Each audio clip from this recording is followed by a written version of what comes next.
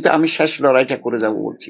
বাংলাদেশের পরিস্থিতি আপনাকে কি বলবো, এখন যা আছে এটাতে মানুষ ভয় পাচ্ছে, হিন্দুরা ভয় পাচ্ছে বিশেষ করে, মুসলমানরা কিছু অংশ হয়তো ভয় পাচ্ছে, কিন্তু তারা মুখ খুলছে না। চিন্ময় প্রভুর ব্যাপারে সারা বিশ্বে এখন জানে, আগে তো চিন্ময় প্রভুকে কেউ চিনত না, আমাকেও কেউ চিনত না।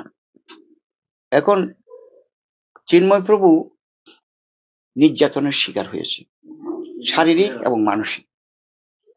এটা আমরা অনুভব করেছি বিধায় তার বিরুদ্ধে একটা মিথ্যা মামলা দেওয়া হয়েছে বিধায় আমরা ঢাকা থেকে চট্টগ্রাম গিয়েছিলাম। আমি লয়ার হিসেবে, অ্যাজ এ লয়ার, আমি as a not only lawyer, I M a human rights defender.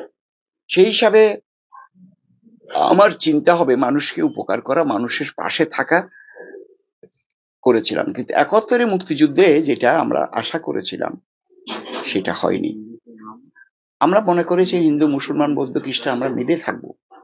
যে এখন হয়ে গেছে এই তত্ত্বাবধায়ক সরকার না, এটাকে বলে অ্যাডিন্টারিম গভর্নমেন্টে, এখন মনে হচ্ছে উনি এটা এক সরকার চালাচ্ছে যেখানে কোনো এটার কোনো ভিত্তি নাই, অ্যাডমিনিস্ট্রেটিভ পাওয়ার নাই। এইভাবে সরকার চলতে পারে না। এই চিন্ময় প্রভুর ব্যাপারে আমি গিয়েছিলাম ঢাকা থেকে চট্টগ্রাম, আমি মুভ করার সময় আমাকে কিছু লয়ার হেনস্থ করেছে। হ্যাঁ, হেনস্থ করেছে, আমাকে প্রথম ঢুকতেই দেবে না। আমার সঙ্গে পুলিশ ছিল, পুলিশ আমাকে হেল্প করেছে, যথেষ্ট হেল্প করেছে। পুলিশ কমিশনারকে ধন্যবাদ দিয়েছি, পুলিশের ইন্সপেক্টর জেনারেল অফ পুলিশ ওনাকে ধন্যবাদ দিয়েছি। পুলিশ শুধু এইবার নয়, পুলিশ আমি যেখানে যাচ্ছি মানবাধিকার কর্মী হিসেবে যাচ্ছে, আমাকে হেল্প করে, অনেক কাজ হয়েছে বাংলাদেশে, এবং হেল্প করে, আমাকে করে, বিশেষ করে আমার সংগঠনকে করে। আমি তাদের কাছে কৃতজ্ঞ। আমার প্রশ্ন হচ্ছে এইবার পুলিশের ভূমিকা খারাপ ছিল না, আমি যাওয়ার আমাকে মেরেই ফেলবে। লয়াররা বলেছে যে এক এক লয়ার থাকলে তাকে কতল করা হবে। এত বড় একটা দেশে এই এত আইনজীবী থাকতে আপনি একা এইভাবে রিস্ক নিলেন? আমি নিলাম কেন জানেন? আমরা দেশটা স্বাধীন করেছিলাম, বুঝতে পেরেছেন? এই অনুভূতি আমার মধ্যে আছে। আমার কাছে কে আসবে কে যাবে সেটা আমার বড় কথা নয়। আমি মনে করেছি এটা আমার দেশ, এই দেশ আমি স্বাধীন করেছি, এটা আমার কর্তব্য। আমার একটা লোক নিগৃহীত হচ্ছে, তাকে বেআইনি ভাবে জেলখানা রাখা হয়েছে, আমার ফাইট করা উচিত। ওখানে তো মামলা হয়ে গেছে লয়ারের বিরুদ্ধে, হিন্দু লয়ারের বিরুদ্ধে। এটা এটা কিন্তু অন্য আরেকটা কেস, সেটা হলো মার্ডার কেস। ওখানে একজন আইনজীবী মারা গেছে, কার আঘাতে মারা গেছে সেটা বিচার না করে সে মুসলমান, সে বলছে সব হিন্দুরা ওকে মেরেছে।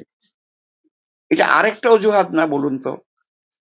তাকে মারছে কে, কি এগুলো তদন্ত না করে এখন বলে তো সমস্ত হিন্দুরা। আপনি জানেন এখানে ৭১ জনের বিরুদ্ধে, হিন্দু লয়ারের বিরুদ্ধে মামলা দিয়েছে এই মার্ডার কেস। জানুয়ারি মাসে ওনার কেস উঠবে, জানুয়ারি মাসে আবার নতুন করে কেসটা ওনার উঠবে, তখন আপনি যাবেন? নিশ্চয়ই যাব, আমি যাওয়ার জন্যই তো রেডি। ভয় লাগবে না? আমার শুনেন, ভগবান তো রক্ষা করেছে, আর মানুষ তো আমাকে আশীর্বাদ করে। ওখানে মানুষরা, জনগণ যারা বিচার পাচ্ছে তারা আশীর্বাদ করে, তাহলে মেয়েটা ফেরত পেলে, আরে আমার মেয়েটা রবীন্দ্রবাবু উদ্ধার করে দিয়েছে, আমার জায়গাটা উদ্ধার করে দিয়েছে। কেউ বলে আমার মানে আমার এত বড় একটা সংসার রক্ষা করে দিয়েছে। এগুলো তো দিচ্ছে। সব মানুষ তো আর সমান নয়। সাহসটা প্লেন কি করে, যেখানে চিন্ময় কৃষ্ণর হয়ে কেউ মুখ করতে পারছিল না কোর্টে, আপনি এই সাহসটা পেলেন কি? আমি সাহস পেয়েছি, এটা মনে করতে পারেন এই সাহসটা দিচ্ছে আমাকে ভিকটিমরা, যারা ভিকটিম, নির্যাতিত হয়েছে, যারা মানে শেষ পর্যন্ত তারা কৃতকার্য হয়েছে, তাদের জমি ফেরত পেয়েছে, তারা তাদের কাছ থেকে। এভাবে আইনজীবীরা ভয় দেখাচ্ছিল, হাত কেটে দেবো, পা কেটে দেবো, তারপরে তো আপনি গেলেন না। কারণ আমি চিন্তা করলাম আমার তো বয়স প্রায় শেষ, 74, 75, এখন হয়তো মরে যাবো, তো একদিন মরতে হবে না, কিন্তু আমি শেষ লড়াইটা করে যাব বলছি। একটা এজলাসে দাঁড়িয়ে আইনজীবীরা বলতে পারে যেরকম হাত কেটে দেবো? বলেছে তো এগুলো, না ওখানে আমার সামনে বলে নাই, ওটা পিছনে বলেছে। ভারতীয় দালালরা হুঁশিয়ার হুঁশিয়ার, হ্যাঁ। তারপরে বলছে রয়ের এজেন্ট ওখানে মেরে ফেল।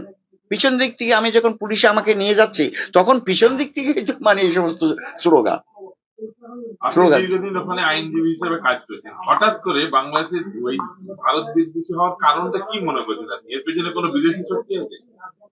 আমার মনে হচ্ছে হয়তো থাকতে পারে, তবে আমার মনে হচ্ছে এই 71-এর এরা ভুলতে পারে নাই পাকিস্তানিরা, আর 71-এর কিছু শক্তি এখনো জীবিত আছে, তারা এখন জেলখানা থেকে অনেকে মুক্ত পেয়ে গেছে, মুক্ত হয়ে গেছে।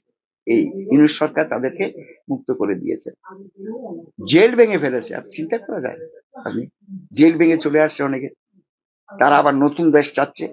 এখন তো বিএনপি আবার নতুন করে দাবি করেছে যে কি ভোট তাড়াতাড়ি পরিস্থিতি করুন। বাংলাদেশে এখন, কি পরিস্থিতি? আর বাংলাদেশের পরিস্থিতি আপনাকে কি বলবো, এখন যা আছে এটাতে মানুষ ভয় পাচ্ছে। হিন্দুরা, হিন্দুরা ভয় পাচ্ছে বিশেষ করে, মুসলমানরা মুসলমানরা কিছু অংশ হয়তো ভয় পাচ্ছে, কিন্তু তারা মুখ খুলছে না। আমি হিন্দু মারা যাচ্ছে, উনি আসবে না? উনি প্রগতিশীল যদি হয়ে থাকে, উনি আসবে না? চিন্ময় কৃষ্ণ প্রভুর সাথে কি কথা হয়েছে, কোর্টে কি কথা হলো? একান্ত তো কথা হয়েছে, কতটা কষ্টের মধ্যে আছে, কিভাবে তাকে রেখেছে? আমি গিয়েছিলাম, দেখা হয়েছে, আচ্ছা, এবং উনি খুব শান্তশিষ্ট লোক, নিরামিষ খায় খুব। আপনারা দেখলে বুঝতে পারবেন, আমি ছবিটা তো সবাই জানে, সবাইতে এসে গেছে। উনি নিরামিষ খায়, আর উনার বিরুদ্ধে ইসকনের মধ্যে আরেকটা শক্তি আছে,